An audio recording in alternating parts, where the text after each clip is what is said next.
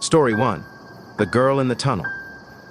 There's a tunnel in New Jersey that locals refuse to walk through after dark, not because it's haunted, but because of what people have seen inside. In 2017, a college student named Mia was walking home after a late-night study session. Her phone battery was dead, the streets were empty, and the fastest shortcut to her apartment was through that tunnel. Halfway through, she heard footsteps behind her, slow, light, almost playful. She didn't look back, she just walked faster. But the footsteps matched her steps perfectly. Then she heard it. A giggle. A girl's giggle. Mia froze. Her breath shaking, she finally turned around and saw a girl, maybe 7 years old. Dark hair, pale face, wearing a dirty pink dress. She wasn't walking. She was floating about 2 inches above the ground. The girl tilted her head and whispered, "Can you help me find my mom?" Mia backed away, whispering, "No, no."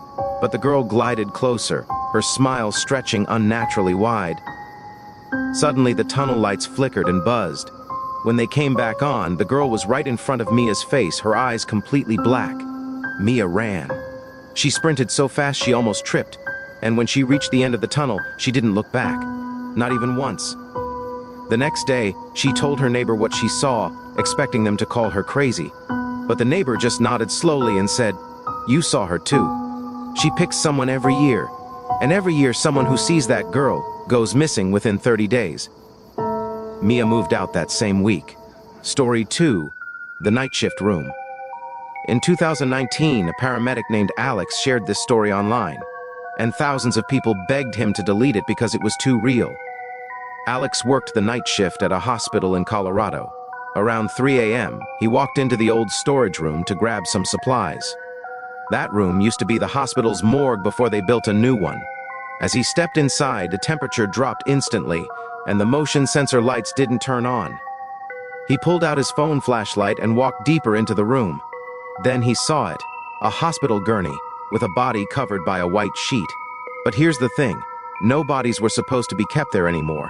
At first, Alex thought someone made a mistake, but then the sheet began to move. Not a little, not like the air or his imagination. It moved like something underneath was breathing. Alex whispered, "Hello?" No answer. He pulled the sheet back just a little. There was nothing. The bed was empty. Before he could step back, something grabbed his wrist. A cold hand, ice cold, bone thin. Alex screamed and yanked his hand away, stumbling backward. As he did, he saw a shape sit up from the gurney, an outline of a man but with no facial features, like a shadow wearing human skin. It slowly turned its head toward him. Alex ran out of the room and slammed the door behind him.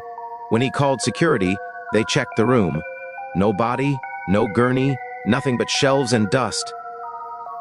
Alex quit the night shift 2 weeks later, but sometimes he says he still wakes up at exactly 3 a.m., feeling that same cold hand gripping his wrist. Story 3. The apartment upstairs.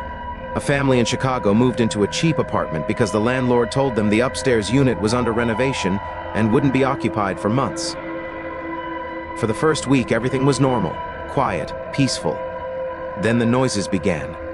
Every night around 1:30 a.m., they heard footsteps pacing back and forth upstairs. Slow, heavy, like someone walking in circles. The father went to the landlord the next morning and asked, "Are workers coming at night?" The landlord shook his head. "No one has access to that unit. No one." The next night, the footsteps turned into loud banging, furniture scraping, something falling. Finally, the father decided to check it out himself. He grabbed a ladder, climbed up, and looked through the small upper window. The apartment was completely empty. No furniture, no tools, no footprints in the dust. But then, he saw something in the corner. A figure standing perfectly still. Not moving, not breathing, just staring at the wall. The father gasped and stepped back, nearly falling off the ladder. He didn't sleep that night. The next day, he went back with the landlord. Together, they unlocked the upstairs apartment. Again, empty. But this time, they saw something neither could explain. On the dusty floor, there were footprints, bare footprints, leading from the hallway to the exact corner where the father had seen the figure. But the prints didn't lead away. No exit, no other marks, just a pair of feet, standing in one spot forever. The landlord immediately offered to break their lease with a full refund if they wanted to leave. They accepted, Later, a neighbor told the father the truth. The man who lived upstairs before them had gone missing. He was last heard pacing the floor late at night, and the neighbors said it sounded like he was walking in circles, over and over again. Some say he never left that apartment. Not completely.